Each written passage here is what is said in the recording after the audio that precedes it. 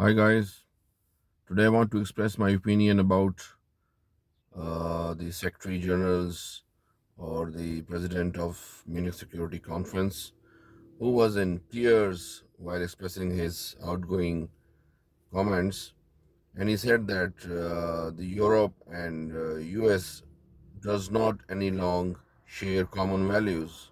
Well, I strongly disagree with his point of view. He said that Ukrainians are fighting the war for Europe and we must support them. Well, that support was given to them.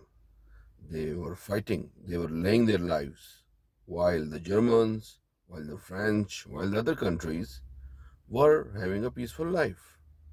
So now, once there is a time to stop the war, end the war on a peaceful term, with the Russians, now the Germans and other politicians of other countries belonging to EU are now saying that it is now no longer a common ground between the US and the European Union. Well, it is very strange.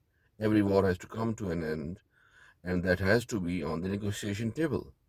And there's no winner in war. Everyone loses.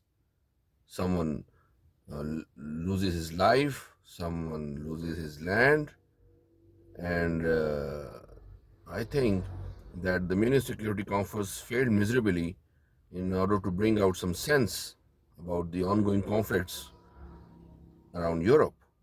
Well, if this war was between France and Russia or Germany and Russia, there must have been a political discourse on the background. Let the Ukrainians live their own life according to their own terms. Let not let's not dictate them. Enough is enough. Enough blood spilled. Now there's a time for peace. Now the time for reconciliation. Enough of mothers lost their young sons. We have not learned anything from the world wars. We are again going into a war. And I find it strange that Ukraine lost its grounds to the Russians, and European Union did not do anything. NATO did not do anything. So now, once the war is going for a halt, now they are suddenly waking up to the reality that Ukrainians have lost their grounds and they have suffered miserably. Well, it is not wise to fuel a war. It is wise to stop the war. And that is what the Trump team, Vice President J.D. Vance and Marco Rubio are doing it. So let's put an end to the war once